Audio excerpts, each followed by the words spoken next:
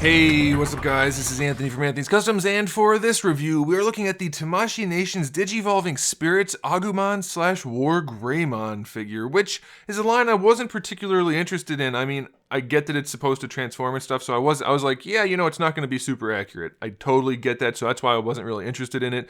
The Figuarts version is fine by me. However, Bluefin sent me this so that I could review it for you guys, so that's what I'm going to do, and I have to be completely honest, I am particularly impressed with the engineering in the transformation. All right, it's very impressive. It still looks like a transforming figure that goes from a little pudgy dinosaur-looking guy to that. So obviously there will be inaccuracies, don't get me wrong, but that's what it's supposed to be, so we can't fault it for that.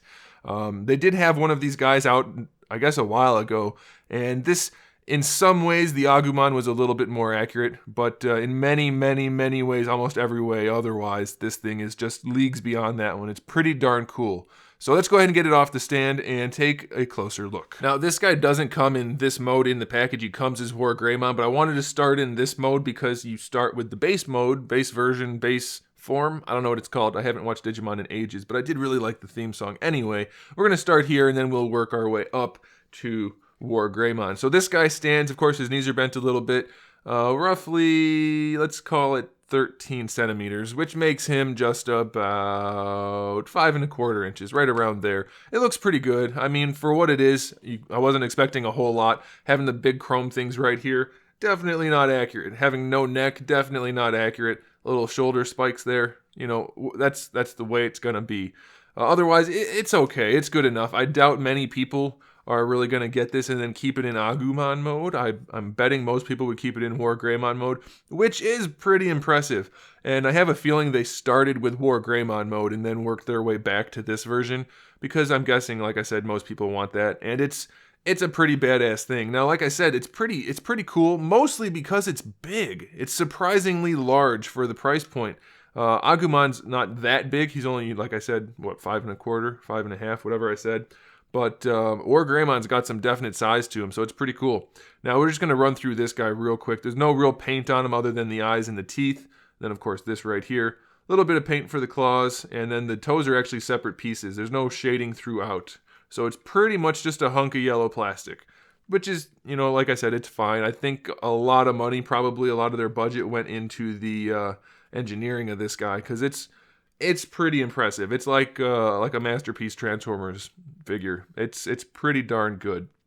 I don't think they could have done better. Let's put it that way. The eyes are glossy, so that looks kind of cool. And, you know, it's just okay. The head doesn't move at all. The shoulders, you have a ball peg and a ball hinge, but with the cap on it, you're kind of limited. And then you just have a couple of swivels and a hinge for the elbow, which you probably don't want to use too much because it's going to reveal these big claws in the arm and side, which doesn't look great. So if you're going to get this to leave it in Agumon mode, I wouldn't, personally. But if you do, leave the arms down, and then you're good. For the legs, you get a little bit of range down here, out of the hip. So if you want to, you can make him move a little bit, so that's okay. And then you have your knee here, and you have some swiveling going on if you want that. And then the foot is on a die cast, and probably what is palm, harder plastic in there, socket. That is one of the absolute best designs for a ball peg. It's very, very nice and stiff and tight, and it's not going to wear out, and it's just fantastic. Unfortunately, that kind of combination is relatively expensive, so we don't see that in many figures, and it can be problematic because of how you can see the metal inside. That's kind of ugly, but functionally speaking, that's an absolutely fantastic ball peg. But so you do get extra range out of the ankle with that, and it's pretty cool. You know, for being the base form, I think it's fine.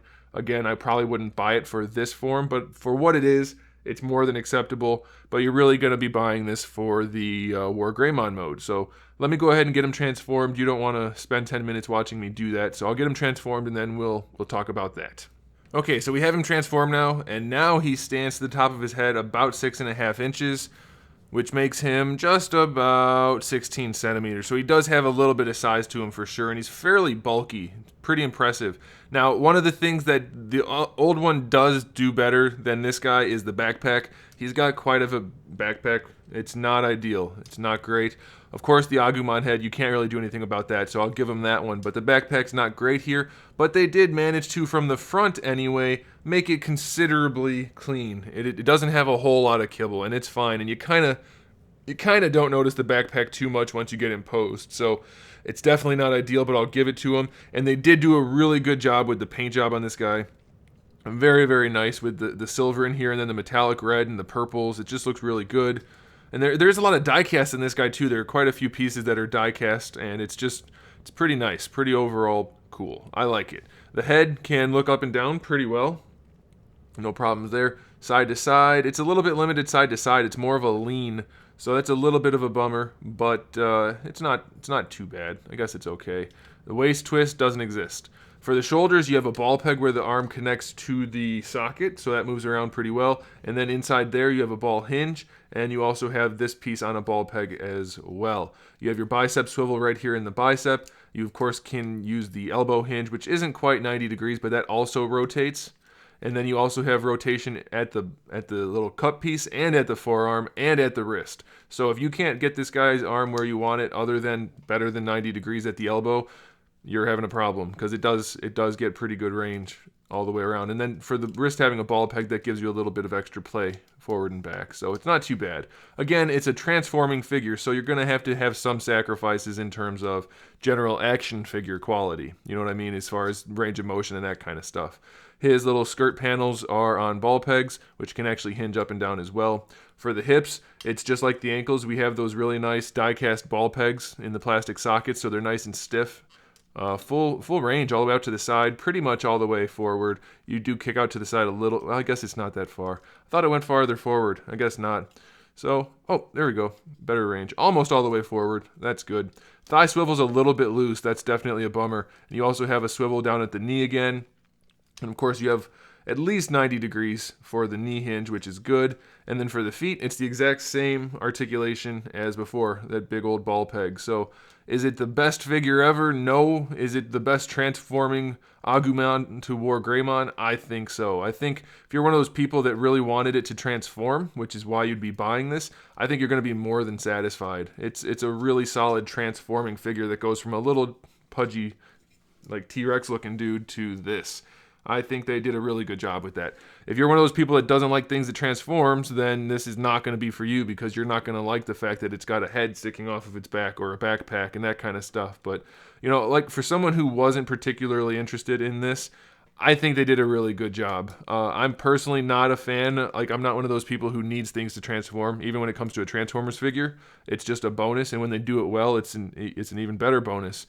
So I think this is pretty cool. It's a nifty little piece. I think for the price point, it's really well done, and I think you guys are probably going to like it if you're into this sort of thing. If you're into really high-level action figures, this won't do it for you. I mean, but that's an obvious thing, so I shouldn't even have to say it. But I want to be clear that this is not the SH Figuarts figure, you know what I mean? It's just a little bit of a different type of product. So I do recommend it for what it is, though. I think they did a really, really good job. So thanks a lot for watching, guys. Make sure you subscribe to the channel. I have new videos up every single day. We talk about action figures and movies and TV shows and video games and all kinds of fun stuff. So make sure you come back for that. Give the video a thumbs up if you liked it. And in the meantime, keep collecting.